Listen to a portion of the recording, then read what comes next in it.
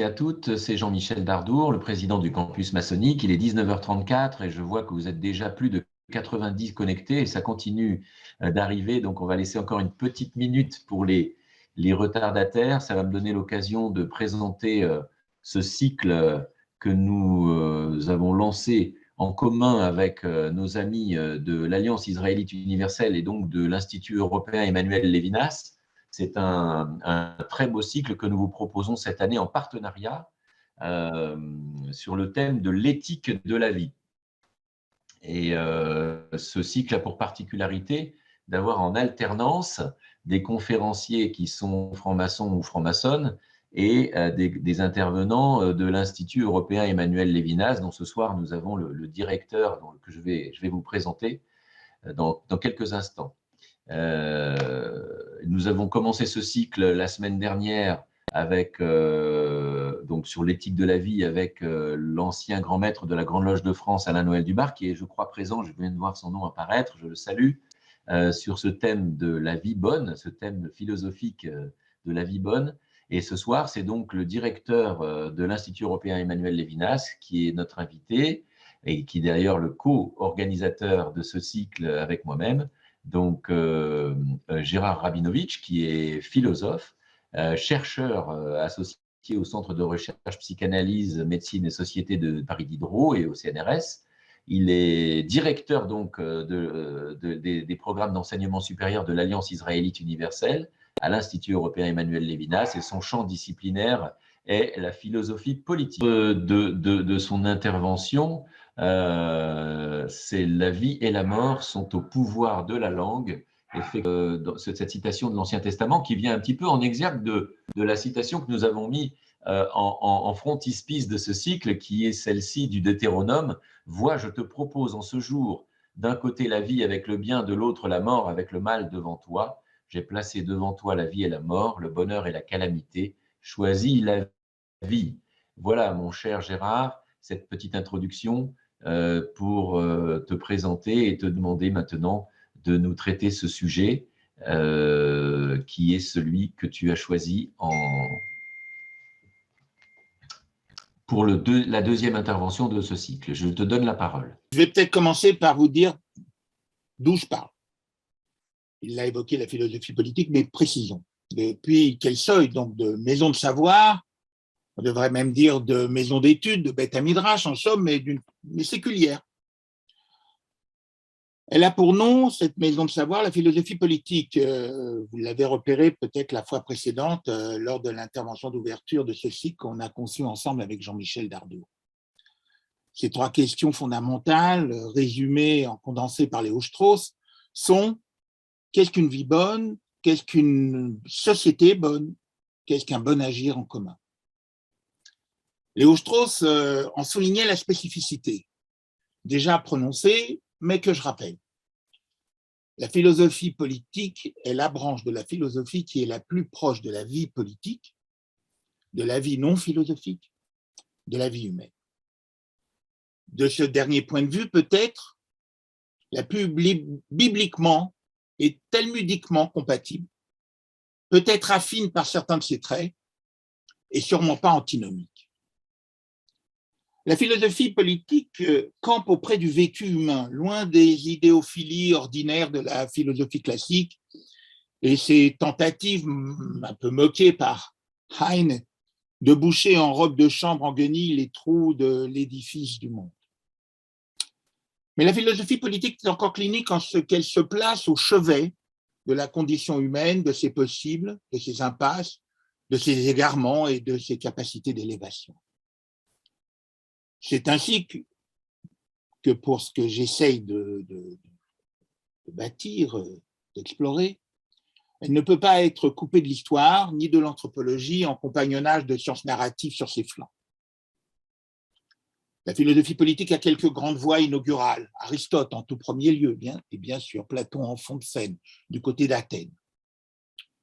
Et du côté de Jérusalem, l'autre toponyme fondateur du montage civilisationnel de cette région du monde où nous résidons, nous trouvons l'esprit des prophètes et intrinsèquement l'ensemble du Tanakh, qui n'est pas seulement le récit de la Révolution, de la Révélation, beau lapsus, mais une source poétique et politique d'enseignement sans illusion sur la condition de la vie humaine en inventaire de ses passions.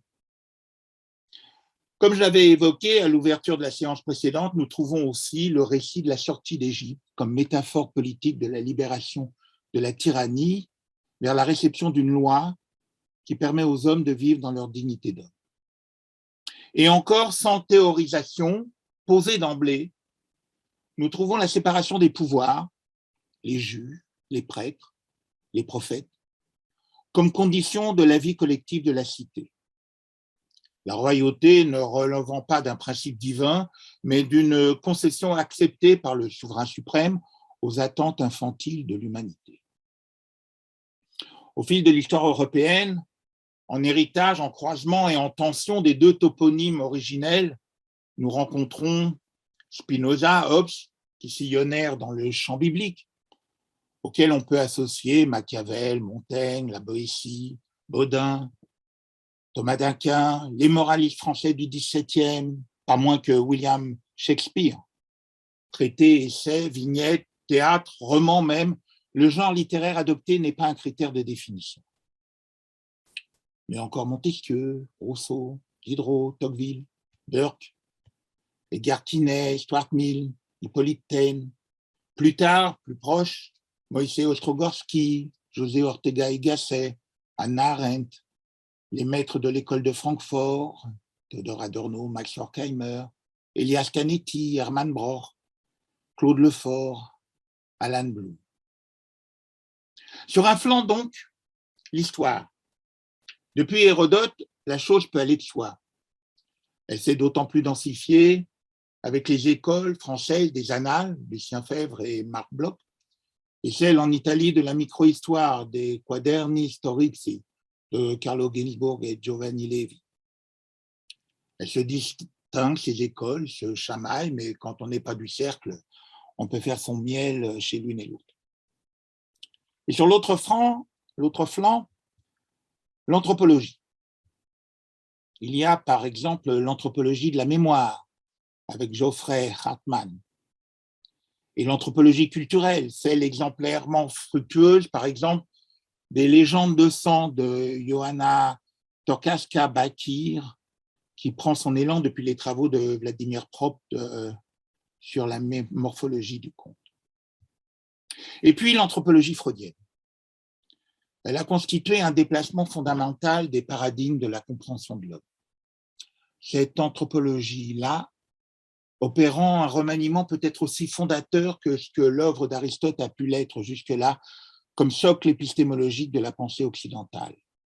Si on veut, dans le sillon qu'ouvre l'apport freudien, la philosophie politique pourrait vraiment être dite philosophie clinique.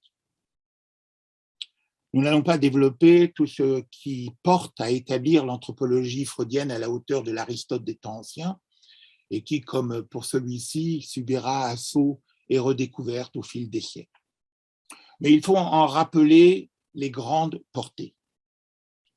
D'abord, la découverte de l'inconscient qui établit un sujet humain dynamiquement divisé, scindé entre le su et le non-su de soi, que Freud résumera d'une image fameuse, le moi n'est pas maître dans sa maison. Ensuite, la théorie des pulsions, notamment au final d'une vie d'exploration et de remaniement topique, la consignation d'une dualité des pulsions de vie et des pulsions de destruction. Enfin, l'importance du langage comme constitutif de l'humain, jusqu'à faire que la psychanalyse est dans son effectivité thérapeutique une talk therapy, une thérapie par la parole. Une évidence qu'il identifie dès ses premiers pas, dès 1890. Le traitement psychique, dit-il, veut dire le traitement de l'âme, traitement des troubles animiques ou corporels, par des moyens qui agissent d'abord et immédiatement sur l'animique de l'humain. Un tel moyen, c'est avant tout le mot. Et les mots sont aussi l'outil de travail essentiel du traitement de l'âme. Freud ajoute, Les mots de nos discours quotidiens ne sont rien d'autre que de la magie qui a perdu de son éclat. Mais il sera nécessaire d'emprunter un assez long détour afin de rendre compréhensible la manière dont procède la science pour restituer aux mots une part au moins de son ancienne force magique.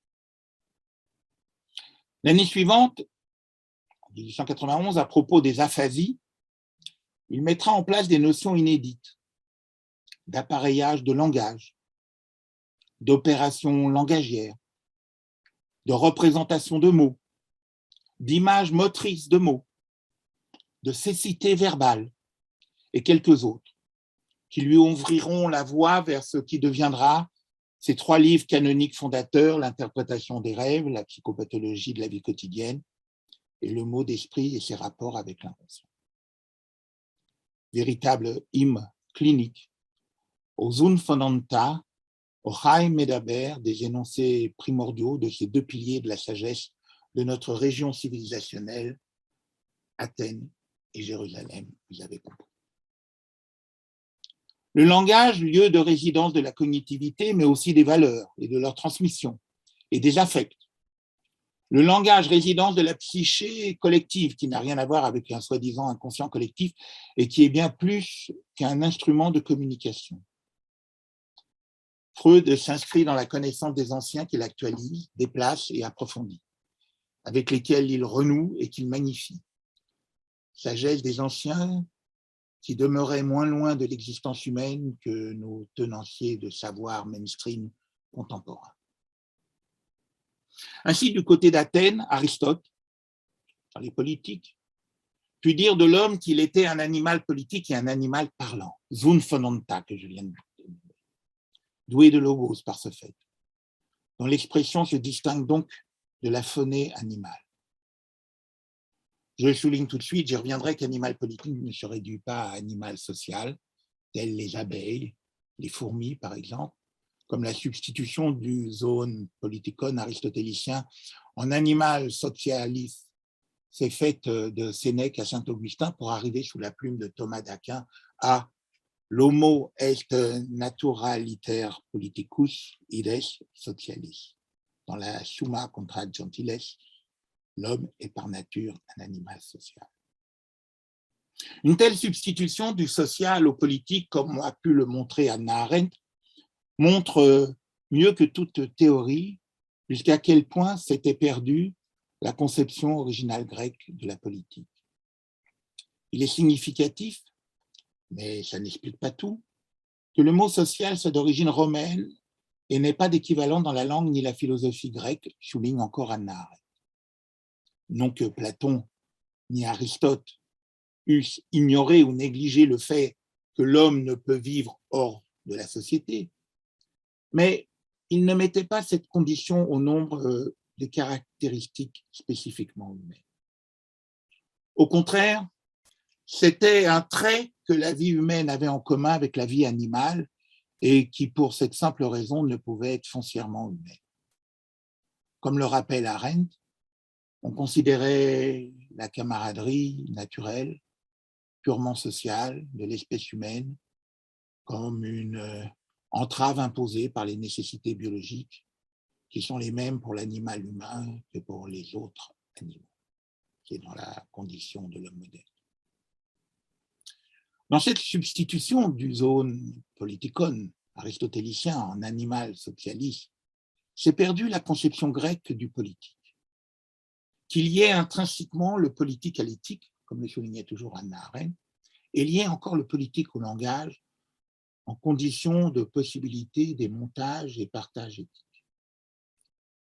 De toutes les activités nécessaires existantes dans les sociétés humaines, 2 seules passaient pour politique et pour constituer ce qu'Aristote appelait le bios politikos, à savoir l'action, la praxis, et la parole, la lexis. On en trouve encore l'écho dans l'Achille d'Homère, qui tient son prestige d'être faiseur de grandes actions et diseur de grandes paroles, selon le discours de Phénix dans le chant 9 de l'Iliade. Ou encore dans Antigone, Mais les grands mots contrecarrant ou rendant, les grands coups des orgueilleux enseignent la compréhension dans le vieil âge, induisant que la pensée peut venir après la parole et que l'on considérait le langage et l'action comme choses égales et simultanées, de même rang et peut-être de même nature. La définition aristotélicienne de l'homme, zoon politikon, ne se comprend pleinement qu'en y ajoutant la seconde définition donnée par Aristote de l'homme, zoon logon ekon, un être vivant capable de langage. La traduction latine animal rationale introduit un malentendu aussi malencontreux et fondamental que celle qui fit passer le zoon politikon en animal socialis. Car Aristote ne cherche pas à désigner ici la plus haute faculté humaine, qui n'est pas pour lui le logos, mais la faculté de contemplation. Juste, il donne une définition que nous pourrions dire anthropologique. J'ai mentionné aussi Platon. Pour résonance, rappelons que celui-ci pointait que la perversion de la cité commençait avec la fraude des mots. Quant à Socrate, dans son Phédon, il posait qu'une expression vicieuse ne détonne pas uniquement par rapport à cela même qu'elle exprime, mais cause encore du mal dans les âmes. Camus, paraphrasant Socrate, visait à son tour, dans une formule connue de tous, que mal nommer un objet, c'est ajouter du malheur au monde.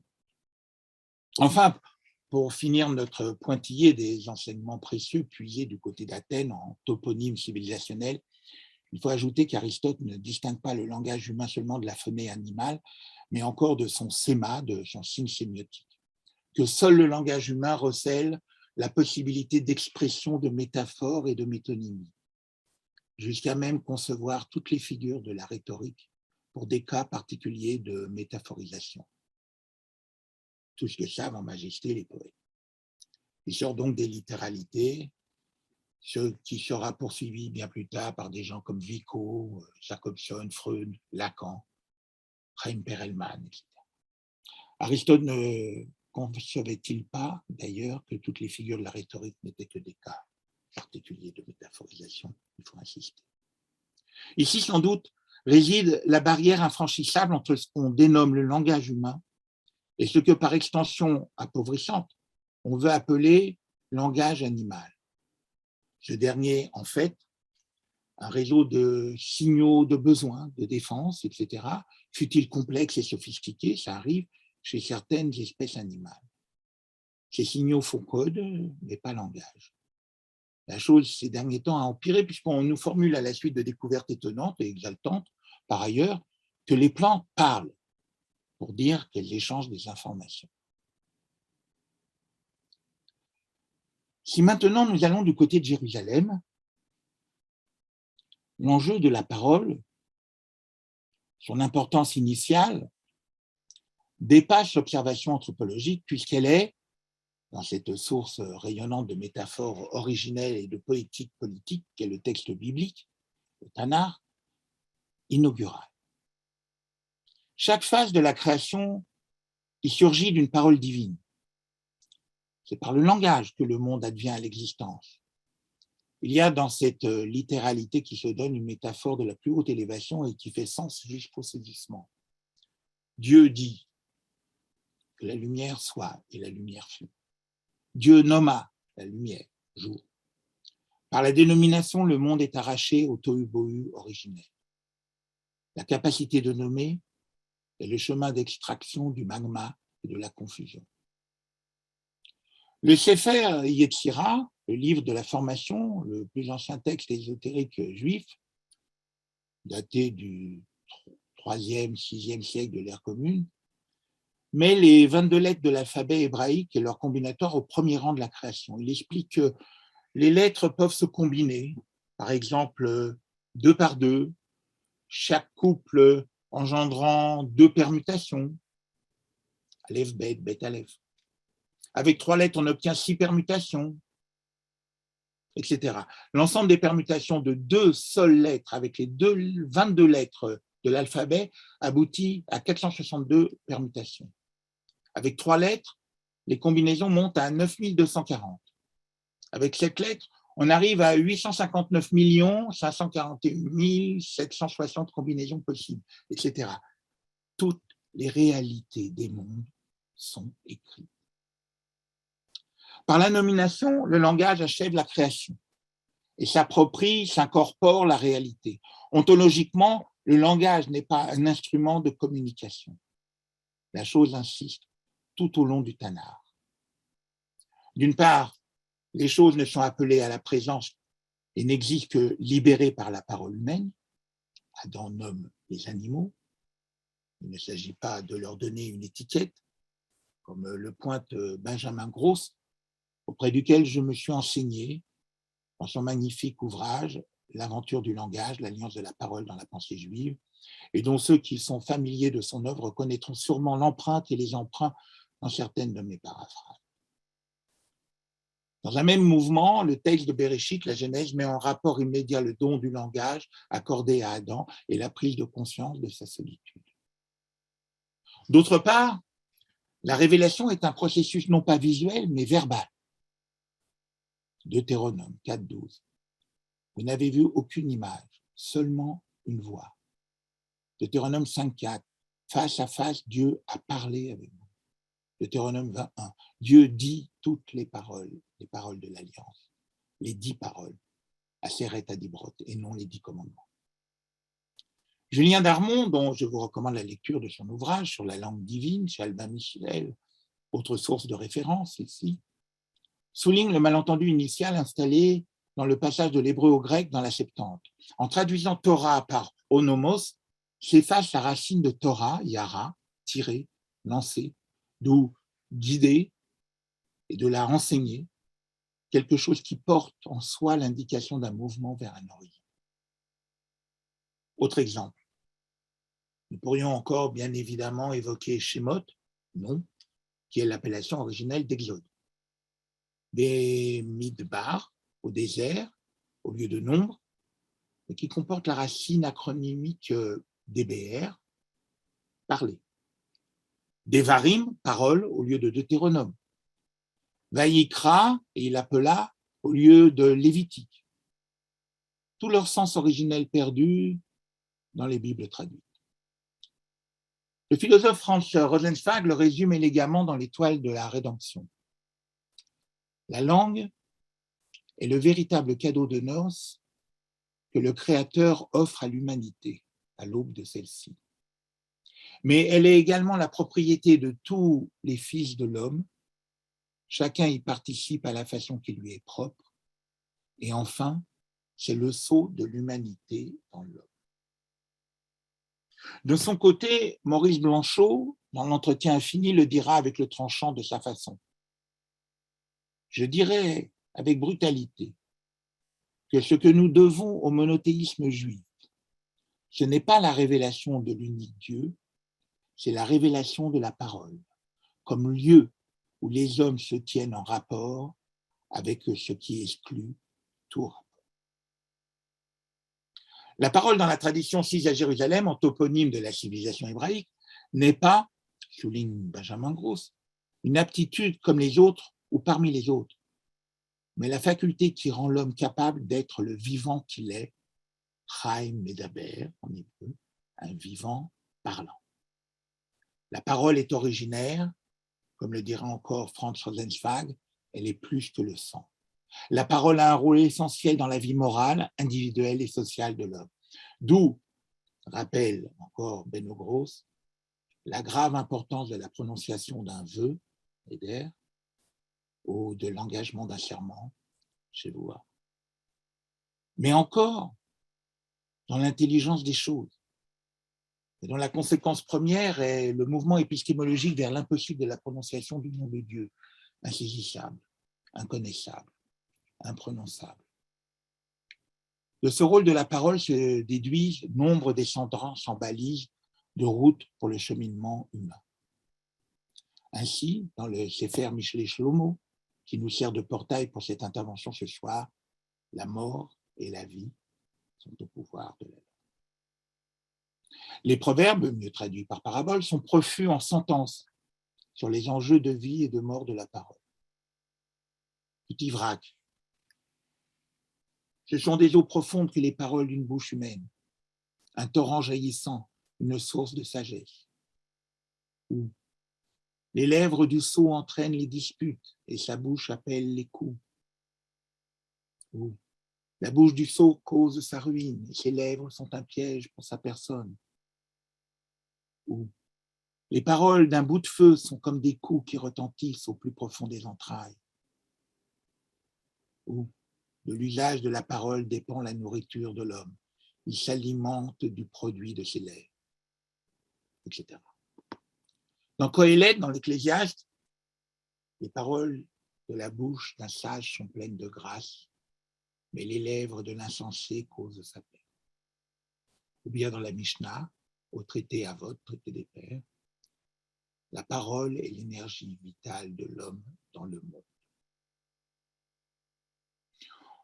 On comprend incidemment d'où se tiennent deux des plus signifiantes épistémologies hébraïques en savoir sur le monde.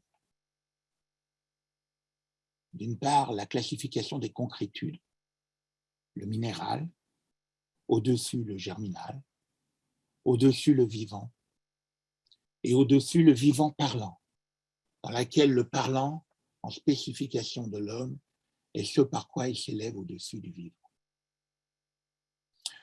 Et aussi, les 4 niveaux indispensables de lecture d'un texte maintenus ensemble. Le pshat, le remez, le drash, le sod. Le pshat, le niveau littéral simple, le niveau allusif et allégorique et le remez. Le drash comme niveau interprétatif du sens à chercher, et puis le sod, le niveau inatteignable, secret, mystique. Ils forment un acronyme, Pardes, le paradis, plus précisément le verger du sens. L'épistémologie hébraïque est une épistémologie du langage. La lecture littéraliste pense que le texte parle de lui-même et qu'il n'y a qu'à s'y soumettre passivement. L'interprétation infinie dit par déroulement notre limite acceptée. Entre la passivité au texte et l'acceptation de notre finitude barrée, il y a 2 dispositifs psychoéthiques bien distincts. Les maîtres du Talmud n'ont eu de cesse de ne pas clore les mots sur un sens définitif, mais d'ouvrir une multiplicité virtuelle dans le sens des mots. Ce qui leur valut l'attaque violente de l'empereur Justinien, empereur romain d'Orient. Les Juifs se livrent à des interprétations insensées. C'est dans la Novelle 146. Nous retrouvons aussi en constance ce focus, cette empreinte du monothéisme hébraïque dans la littérature chrétienne, évidemment. Dans les évangiles, Jean 1, 18, au commencement était la parole. Chez Matthieu 12, 37, d'après tes paroles, tu seras déclaré juste, et d'après tes paroles, tu seras condamné. Chez Bernard de Clairvaux, chez Balthazar Gracian, CF sont traités sur l'art et les figures de l'esprit qui associaient même les inventions des mots d'esprit à une imitation du Saint-Esprit. Mais c'est chez le Maharal de Prague, Judas Lov ben Betzalel, que l'ontologie de la parole trouve un de ses plus grands développements spirituels et simultanément anthropologiques. La conception du Maharal de Prague fait du langage la clé d'accès à la compréhension de l'homme, de l'individu, de l'histoire sociale. Que l'être humain ait son fondement dans le langage, telle est l'interprétation proposée en regroupement et synthèse des consignations bibliques distribuées en fragments par le Maharal de Prague. Et le Maharal l'assignera en inscription inaugurale à un passage de Bereshit, la Genèse, portant sur la création de l'homme. Et il interprète souffle de vie par souffle parlant. Pour le Maharal de Prague, la parole, la langue vivante qui définit l'humain, se situe à la jonction entre le corps et l'âme. Ce lieu, je cite encore mon maître en la matière, Benjamin Gross, témoin de tous les conflits internes, des luttes incessantes et des batailles de l'esprit, est à travers la parole le foyer convergent où se construit dans une expérience unique l'existence de la personne. Le langage est ce qui, dans l'homme, assure la possibilité de son développement en tant qu'être humain et lui permet de s'accomplir comme être singulier d'une façon unique. Mais encore dans Netivot Olam, au chapitre 3, Chantier ou chemin du monde, le Maharal de Prague soutient que de même que la parole est la forme de l'individu créé comme Chai Medaber, vivant parlant, elle doit être considérée aussi comme la forme des nations. La langue est un produit de l'histoire de l'humanité. Ainsi, chaque nation dispose-t-elle d'une langue qui lui est propre, comme chaque arbre produit un fruit particulier conformément à sa nature singulière. Selon le Maharal de Prague, la langue est un don divin, mais son actualisation, par contre, dépend de la capacité d'accueil de l'homme. Commentaire encore de Benjamin Gross, l'origine du langage se trouve en Dieu, mais ce n'est que dans l'homme qu'il germine et parvient à maturation. Ou bien s'affaisse, de se désagrège, se délite, ça c'est mon commentaire. Mais le Maharal de Prague avertit encore dans un autre ouvrage, Netivot HaLashon, les chemins de la langue, sur le mauvais usage de la parole. Déjà originellement consigné dans les livres d'éthique et de sagesse de la Bible et scruté dans la littérature talmudique. Pour le Maharal, la perversion du langage est une faute globale, comparable aux 3 fautes capitales réunies selon la tradition juive, le meurtre, l'idolâtrie, la débauche, ça veut dire l'inceste.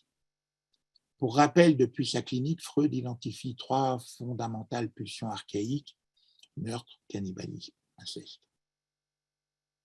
La langue, capable de projeter son poison au loin, blesse l'homme dans son humanité profonde, dans toutes ses dimensions, le corps, l'âme, l'esprit. Nous sommes alors en présence d'un mal radical, Ra Be'etzem, qui incite l'individu à la destruction de l'intégrité d'autrui. La médisance en est déjà un trait, Lashon Telitai, comme le nomme le Talmud. Un langage à triple incidence, la médisance tue 3 personnes, le calomniateur, le calomnié et celui qui reçoit le message. Car la calomnie absorbe l'autre, le supprime, l'efface ou le répudie. Mais le lashon hara, la mauvaise langue, le mauvais usage de la parole est le signe d'un mal qui dépasse tous les autres. Le négatif de la grandeur du langage. Il est la manifestation particulièrement marquante de l'âme du méchant qui aspire à faire le mal. Citation des Proverbes, toujours, 21:10, pour qui même son ami ne trouve pas grâce à ses yeux. Cette approche et ces savoirs ont été secondarisés, marginalisés lors de la constitution des sciences sociales et dites humaines au cours du XIXe siècle. Constitution qui s'opéra sous l'imprimature des Lumières et en prolongement de celle-ci et des philosophèmes qu'elles posèrent, autonomie, progrès, émancipation, raison. Le détachement de l'hétéronomie monothéiste appelait une refondation. Cette dernière déplaça les constantes de l'intuition organique, des représentations organiques anciennes d'avant Newton pour figurer les mondes, vers, par glissement épistémologique, les collectivités humaines. Dans ce mouvement, l'homme animal politique ne fut plus qu'animal social dans une acception socio-économique et institutionnelle. Animal social devient un implant fixé dans les sémantiques des sciences de l'homme, pivot unidimensionnel d'entendement et dans l'éclat du rayonnement d'une rationalité qui se veut objectivante, empêcheur de penser. L'animal parlant passa au second plan dans la propagation capillaire des montages narratifs des nouveaux savoirs. Quelques-uns maintinrent le cap et ne lâchèrent pas ce que l'observation leur livrait. Il y eut ainsi William von Humboldt. Qu'une langue soit simplement un ensemble de signes conceptuels arbitraires, me dit-il, ou passé dans l'usage au gré du hasard, qu'un mot n'ait d'autre destination et force que de rappeler quelque objet existant hors de lui, dans la réalité, ou pensé dans l'esprit. Voilà des opinions qu'on ne devrait plus s'attendre à rencontrer chez quiconque a un peu réfléchi à la nature des langues. On peut au contraire tenir pour généralement admis le fait que les diverses langues constituent des organes de mode de pensée et de ressenti propres aux nations, qu'un grand nombre d'objets ne peuvent être créés que par des mots qui les désignent et n'ont d'existence que par ces mots. Il ajoute, les générations passent, mais la langue demeure. Chaque génération la trouve déjà la plus forte et plus puissante qu'elle n'est. Elle n'en prend pas la mesure et la laisse après elle à la génération suivante. Après von Humboldt, il faut citer encore Walter Benjamin. Que communique le langage? Il communique l'essence spirituelle qui lui correspond, nous dit-il. Il est fondamental de savoir que cette connaissance se communique dans le langage et non par lui. Le précédent, Franz Mautner, soulignait le caractère contraignant de la langue, facteur décisif du conditionnement culturel des individus. La langue d'un peuple est son sensorium commune, un organe de pensée commun. Il ajoutait que la langue d'un peuple au sein des mœurs de ce peuple a toujours tendance à se rendre souveraine et à soumettre à sa volonté, c'est-à-dire à ses représentations d'autres domaines des mœurs. Un langage, donc, qui agit comme un opérateur, métamorphosant le réel. Le langage est plus qu'un facteur normatif qui formate le comportement. Il détermine les visions du monde, en ce que le monde est découpé par les possibilités du langage. La pensée n'est pas seulement exprimée par des mots, elle vient à l'existence à travers les mots. C'est ce qu'étudiait le grand psychologue que fut Lev Vygotsky dans Pensée et langage. C'est ce que posèrent en hypothèse de travail les anthropologues Édouard Sapir et Benjamin Worf. Hypothèse qui veut que les catégories de la langue parlée prédéterminent nos catégories de pensée, chaque langue renfermant une vision du monde irréductible. C'est aussi ce qu'attrape José Ortega y Gasset dans La révolte des masses. Le langage, qui ne nous sert pas à dire suffisamment ce que chacun de nous voudrait dire, révèle par contre et à grands cris, sans que nous le voulions, la condition la plus secrète de la société qui le parle. En écho, Kurt Goldstein, dans son essai « Analyse de l'aphasie et l'étude de l'essence du langage », observe « Dès que l'homme use du langage pour établir une relation vivante avec lui-même ou avec ses semblables, le langage n'est plus un moyen, il est une manifestation, une révélation de notre essence la plus intime et du lien psychologique qui nous lie à nous-mêmes et à nos semblables. » On pourrait prolonger, trouver appuyé dans Wittgenstein, dans Saussure et ce qu'il appelait le plan de contenu, et surtout dans Charles Bailly et son langage de la vie et la vie. Vous avez compris, toutes ces citations que je viens d'énoncer réfèrent à une facette anthropologique de l'humaine condition effacée par le sociologisme prenant ses marques au XIXe siècle, à l'exception peut-être de Gabriel Tarde dans son Opinion et la foule. Pour le philosophe du politique qui n'esquive pas l'incontournable des épouvantes du XXe siècle et qui tente de les scruter en remettant sur l'établi de travail les fondements de sa discipline, cette connaissance devient cruciale en elle-même, mais tout autant en creux, dans ce qui a manqué pour que ces épouvantes n'adviennent pas et ce qui manque encore pour en sonder leur ressort profond. Peut-être s'agit-il même de scruter en amont, à leur balbutiement et frayage, des épisodes à venir, en gestation maintenant, en veilleur de nuit, comme il est dit dans Isaïe, ou un avertisseur d'incendie, c'est une expression de Walter Benjamin. Tout ce fil de la connaissance vient donner tout le socle nécessaire et vient soutenir de tout le poids de ces consignations ce que Victor Klemperer, philologue, dans son LTI, la langue du Troisième Reich, et puis Jean-Pierre Faye, en France, dans ses travaux sur les langages totalitaires, n'ont pas évité et ont su devoir aller chercher à ce propos. La langue ne se contente pas de poétiser et de penser à ma place, dit Victor Klemperer. Elle dirige aussi mes sentiments.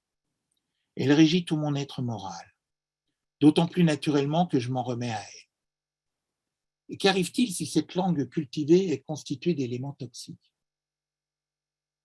Les mots peuvent être comme de minuscules doses d'arsenic. On les avale sans y prendre garde, elles semblent ne faire aucun effet, et voilà qu'après quelque temps, l'effet toxique se fait sentir. Le nazisme s'insinua dans la chair et le sang du grand nombre à travers des expressions isolées, des tournures, des formes syntaxiques qui s'imposaient à des millions d'exemplaires et qui furent adoptées de façon mécanique. Quant à Jean-Pierre Faye, de son côté, dans les langages totalitaires, il extirpait que, je cite, les transmissions et les transformations d'énoncés qui se sont effectuées dans la formation du langage nazi ont renversé la constatation de Thucydide. Ce n'est pas la justification des actes considérés comme blâmables qui a changé le sens des mots. Ce sont les chaînes de l'énonciation tissées dans la trame du mouvement national et dans le circuit général de l'idéologie qui ont constitué le lieu où d'avance les actes de mort étaient possibles, justifiés, réalisés. Loin que le langage puisse refléter le groupe social, c'est le langage qui se reflète en lui et sur lui.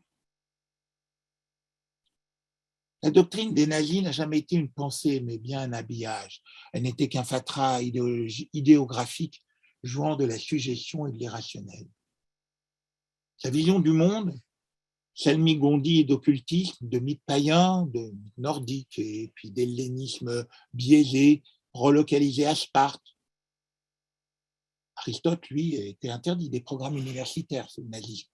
Et Zénon, pareillement, considéré de surcroît comme un probable juif, à cause de ces paradoxes.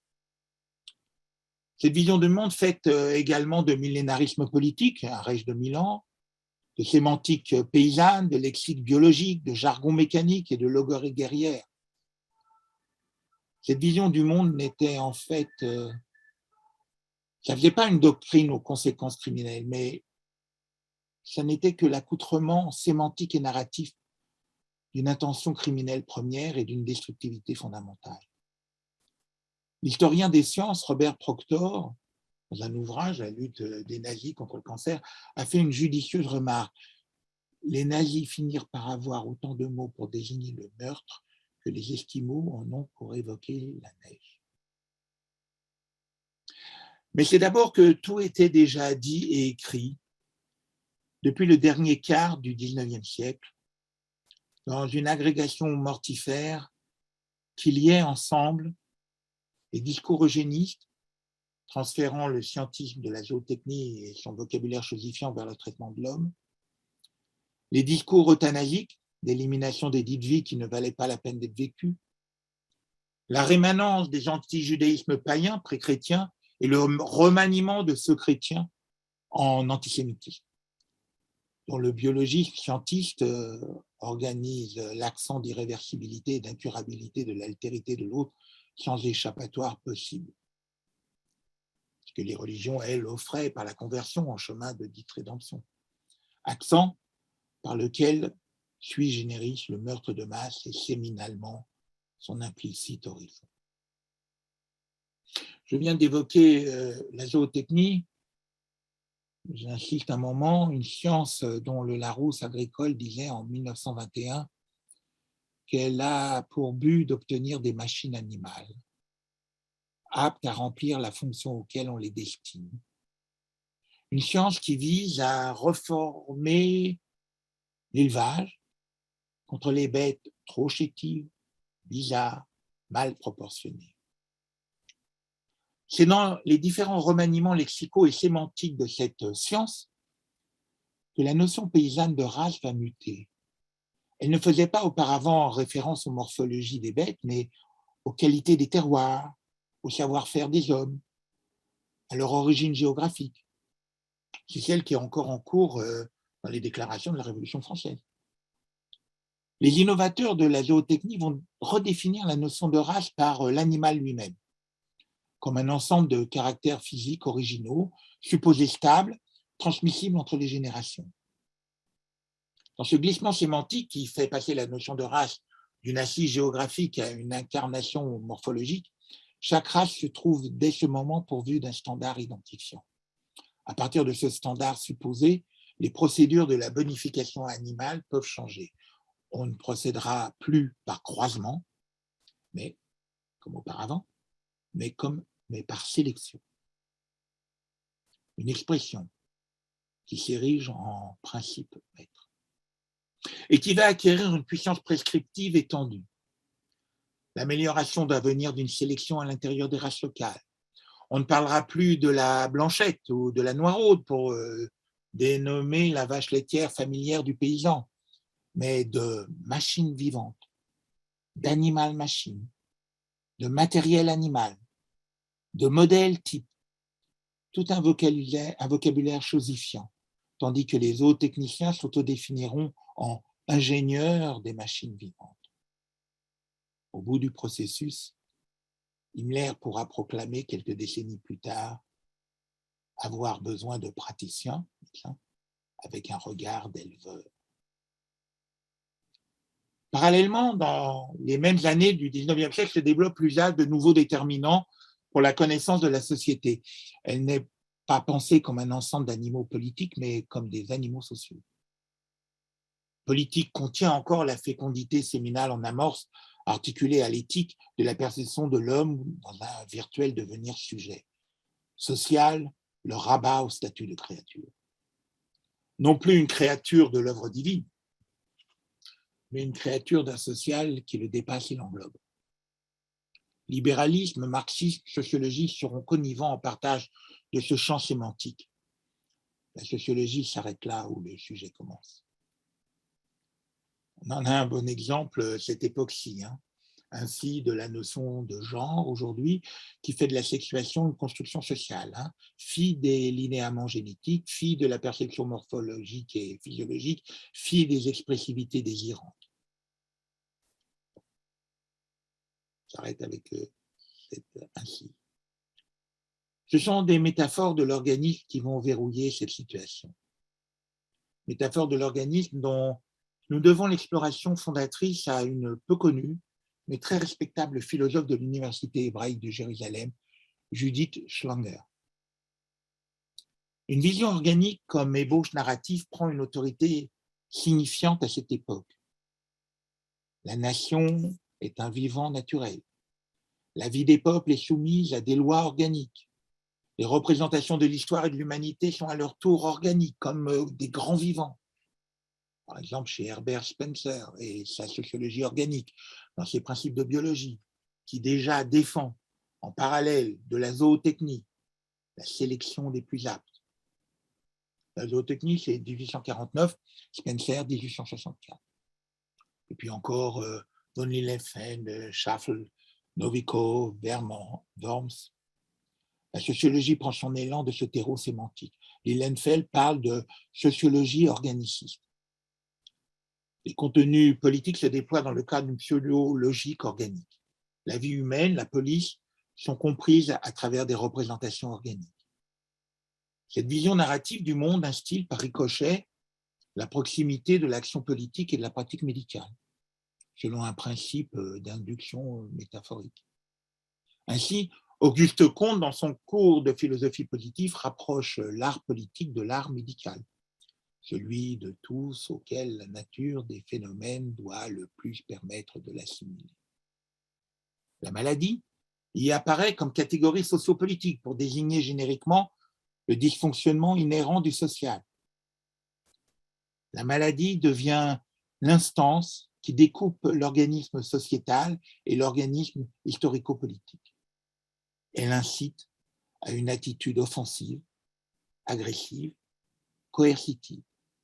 La maladie devient l'humus sur lequel prospèrent des rhétoriques politiques d'engineering du vivant, dont le langage véhicule toute une charge de violence bouchère, eugénisme et euthanasie principalement.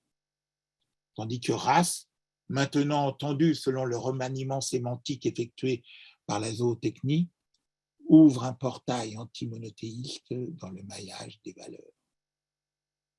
Alors, d'un côté, une dite amélioration des lignées par une zootechnie appliquée aux humains, une anthropotechnie, c'est celle établie par Francis Galton.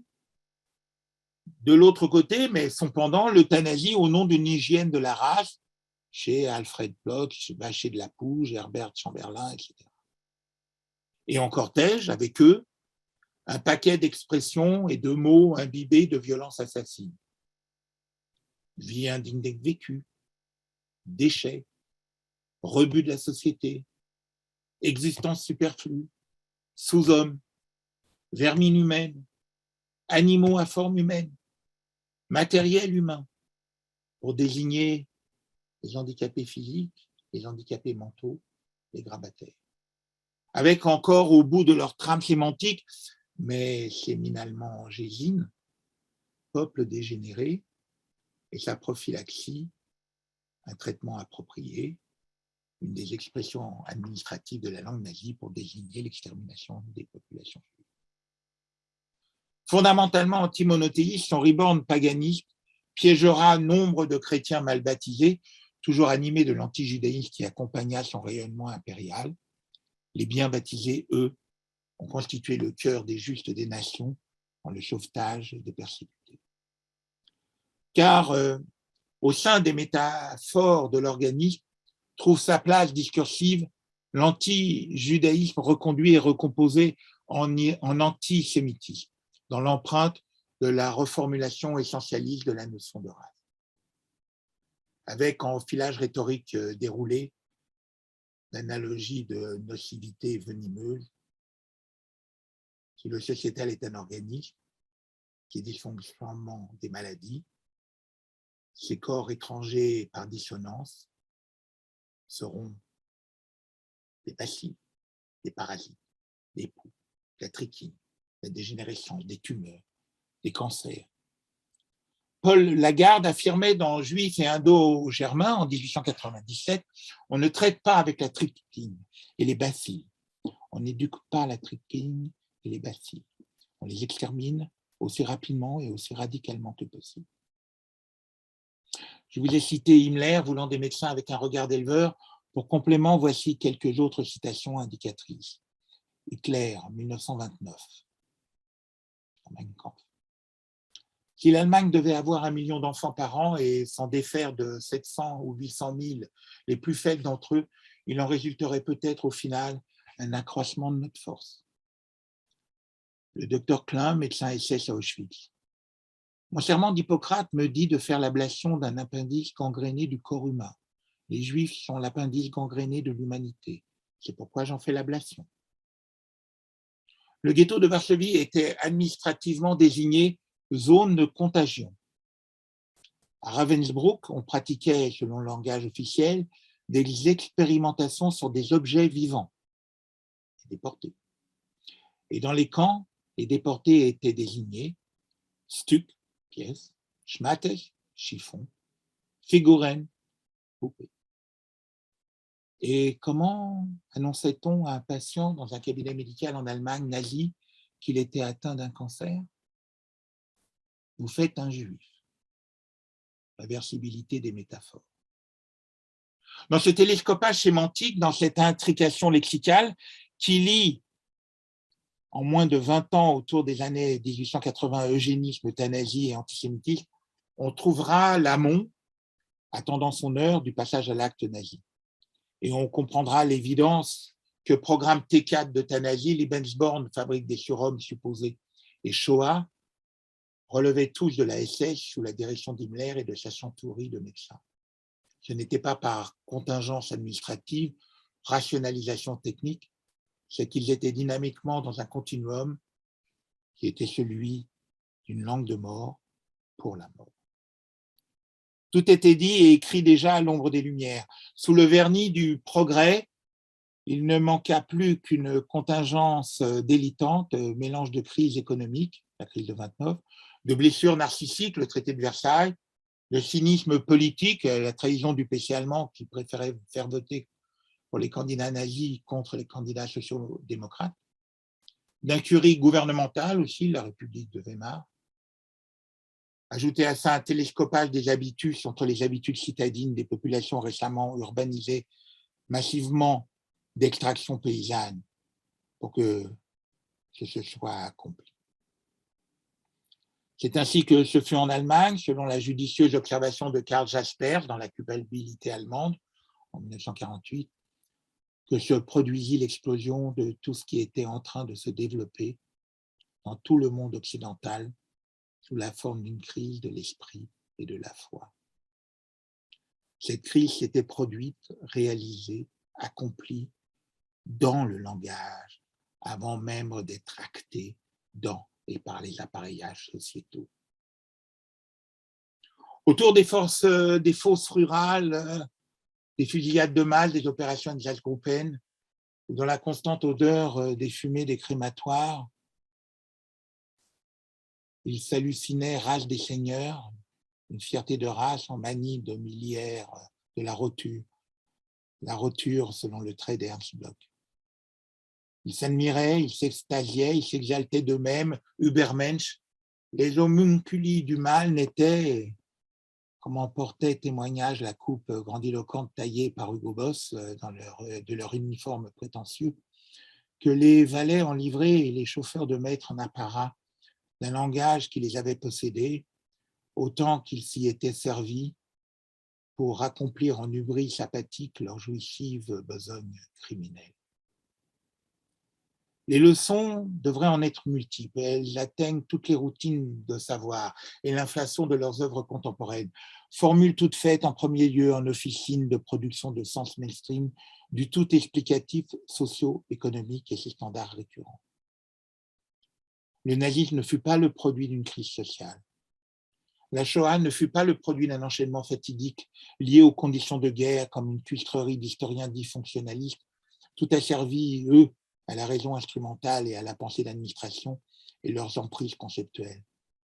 Historiens qui pérorent dans un vent mauvais de déni face aux historiens toisés d'intentionnalisme, qui ne doutent pas, à l'évidence des pousseaux-joueurs langagiers qui la précédaient, que l'extermination était bien inscrite dans le programmatif inexorable du nazisme et ses buts de guerre. Ce sont là des leçons épistémologiques qui doivent être travaillées. Mais il est encore une leçon qui vient nous solliciter, les uns les autres, dans l'urgence. C'est toujours concernant le langage, l'emprise des librettistes et des maîtres de chant de la doxa publique, des directeurs de ballet, des déplacements acéphales des masses. Vous avez compris, il s'agit bien sûr de ce que génériquement on appelle les médias, vantés comme contre-pouvoir en regard de ceux des gouvernances. Mais à ce titre, dispensés de toute responsabilité quant à ces manières de dire, alors même qu'ils portent, produisent et véhiculent une parole dominante. Déterminant l'ordre du jour des sociétés, animateurs de la réalité qu'ils constituent, mais encore annihilateurs des précisions sémantiques discriminatoires par anomie lexicale. Soit, dans une mesure tout à fait tragique, le pouvoir des pouvoirs. La chose n'avait pas échappé à quelques-uns sans qu'ils en soient suffisamment entendus. Hegel ne l'a pas manqué dans ses notes et fragments de Iéna, remarquant que la lecture du journal du matin s'apparentait à une sorte de prière matinale réaliste jusqu'à remplacer la prière du matin. Le marquis de Custine, dans ses lettres de Russie en 1839, notait déjà que la société périrait pour s'être fiée à des mots vides de sens ou contradictoires. Alors les échos trompeurs de l'opinion, les journaux, voulant à tout prix conserver des lecteurs, pousseront, je cite Custine, pousseront au bouleversement, ne fût-ce qu'afin d'avoir quelque chose à raconter pendant un mois de plus. Ils tueront la société pour vivre de son cadavre. Gabriel de Tarbes, dans l'opinion et la foule, évoqué tout à l'heure, expliquait lui que l'existence nationale est bien attestée par les littératures, mais ce sont les journaux qui attisent la vie nationale, qui soulèvent les mouvements d'ensemble des esprits et des volontés en quotidienne fluctuation grandiose. Le journalisme, ajoute-t-il, est une pompe aspirante et refoulante d'informations, et les journaux ont fini par diriger presque à leur gré et modeler l'opinion en imposant au discours et aux conversations la plupart de leurs sujets quotidiens. Ernst Bloch, dans Héritage de ce temps, chronique philosophique sur la montée du nazisme en Allemagne, paru en 1935, pose cette sentence. Autrefois, le journaliste était le frère cadet du poète. Il est aujourd'hui le frère aîné de l'escroc. George Orwell, l'auteur de 1984, de La ferme des animaux, pointa encore plus profondément les métaphores éculées et faisandées dont se payaient les médias. George Steiner a pointé dans Extraterritorialité, essai sur la littérature et la révolution du langage, comment les teneurs marquantes et vérifiables des mots ont été gommées, lissées, à l'attention affichée du grand public. Le pourcentage de clichés et de lieux communs que tous partagent sans que personne ne les vive n'a cessé de croître, pointe-t-il. Mais c'est à Friedrich Nietzsche que revient le mérite de la plus grande alerte. Dans 100 ans de journalisme, tous les mots pueront. Locked-in syndrome, qui nous enferme tous dans un totalitarisme soft ou mieux, ou pire, suave. Ce que les philosophes classiques savaient au plus près du vécu des choses politiques, avec une fraîcheur et une netteté qui n'a jamais été égalée, signalait Léo Strauss.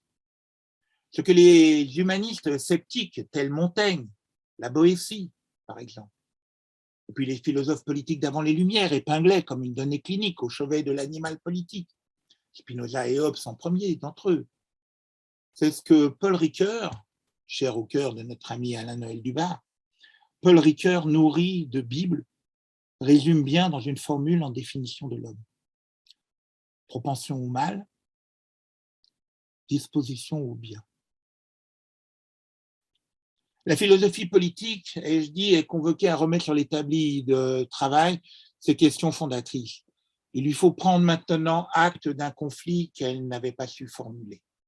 Un choc de civilisation, mais un choc d'un autre type que celui envisagé par Samuel Huntington. Un choc non pas entre les cultures, mais entre civilisation de vie et civilisation de mort. Cette guerre-là est interne à chaque civilisation.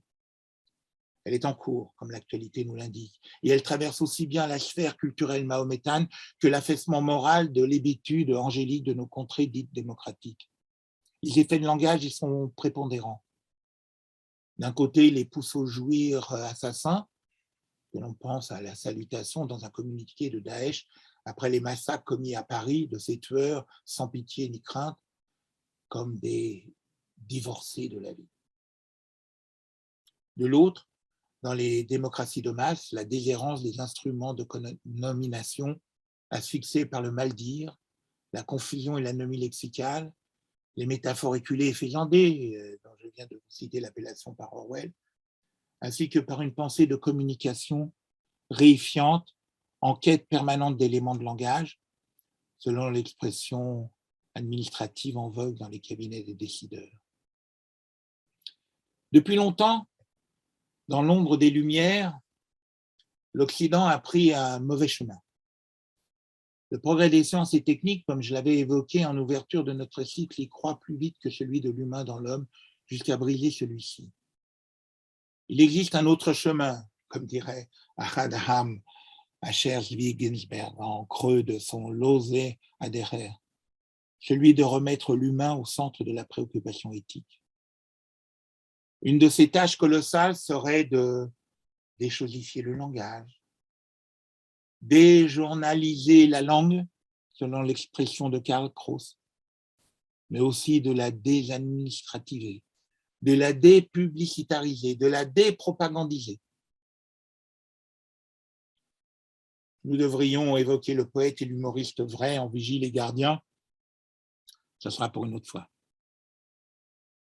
Pour aujourd'hui, nous retiendrons déjà, pour conclure, l'avertissement de Thomas Mann, réfugié à Londres durant la guerre, et qui, dans ce qu'on appela Correspondance avec Bonn, écrit en 1936, spécifia son refus de revenir en Allemagne à cette période.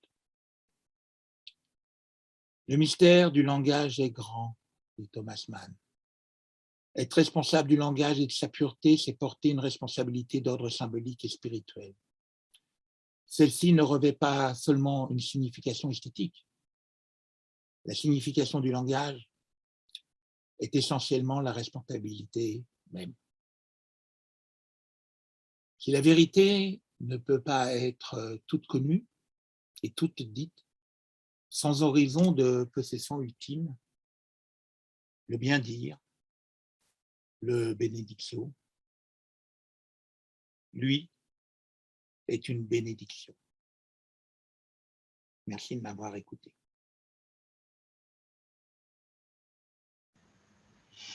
Merci Gérard, un grand merci pour cette formidable conférence sur le langage. Nul doute que nous aurons besoin de tous la revoir